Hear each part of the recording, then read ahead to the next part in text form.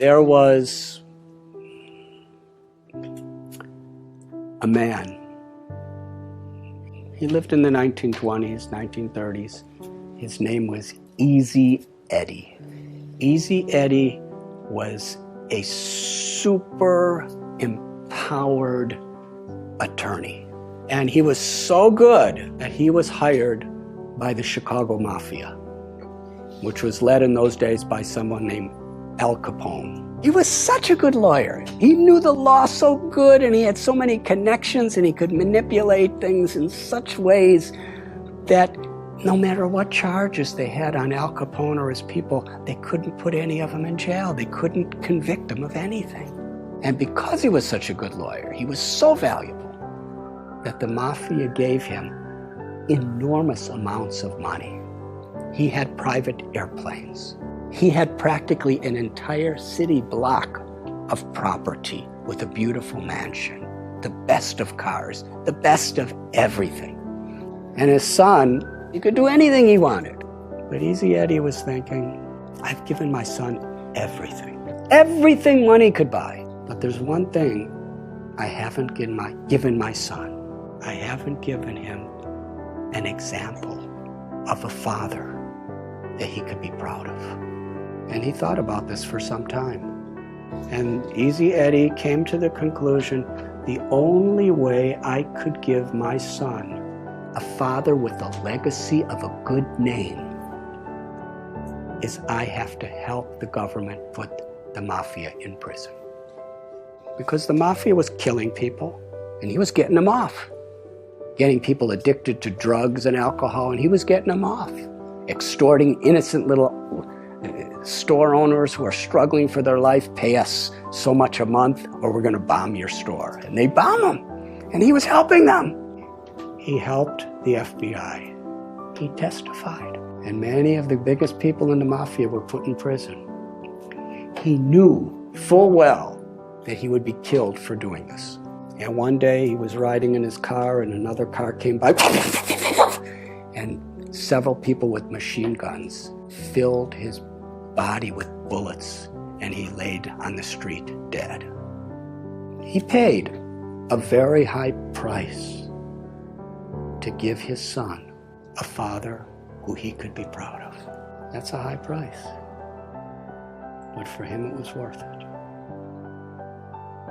Now I'm going to tell you another story. There was a man.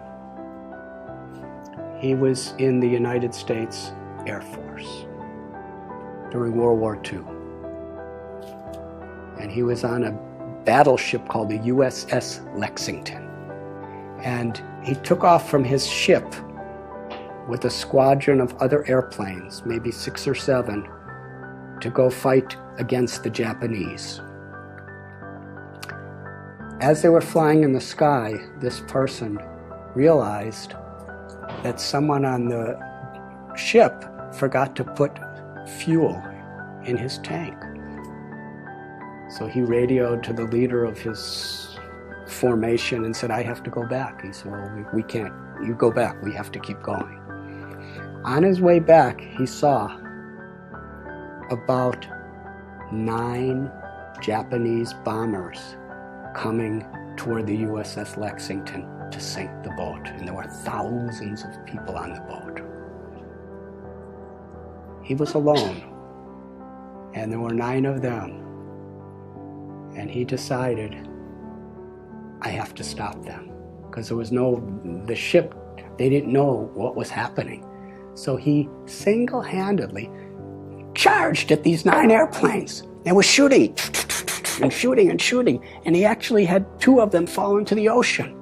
And then he ran out of bullets, and they were shooting at him and attacking him, and he was so enthusiastic and so fearless that he was flying at these different planes that were shooting at him, and he was knocking off their wings. And finally, after 5 of the 9 sank, the other 4 thought, this man is completely crazy, let's get out of here. And they all flew away.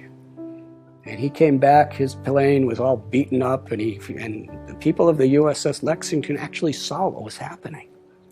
But they weren't prepared. He was the first person in the U.S. Air Force in World War II to get the U.S.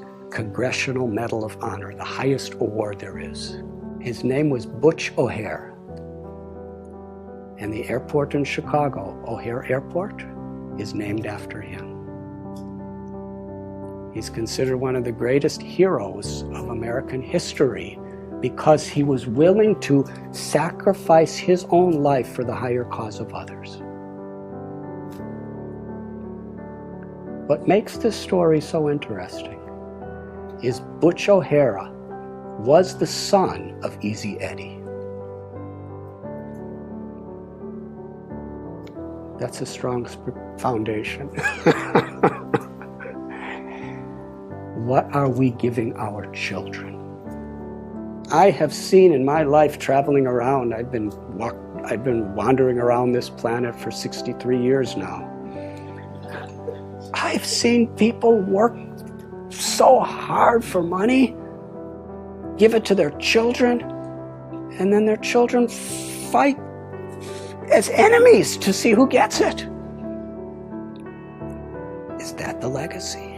Is that fulfilling life? Is that what we want to leave to the world? Our values, our character, the grace and the compassion, the love that flows through us is the greatest contribution we could make to our own life, to God, to our families, and to the world. And when we have those values, and we work and we build that foundation through good company and good practices and good decisions, then we could have a wonderful, fulfilling, meaningful life beyond birth, beyond death. And we could leave that as a legacy for the world.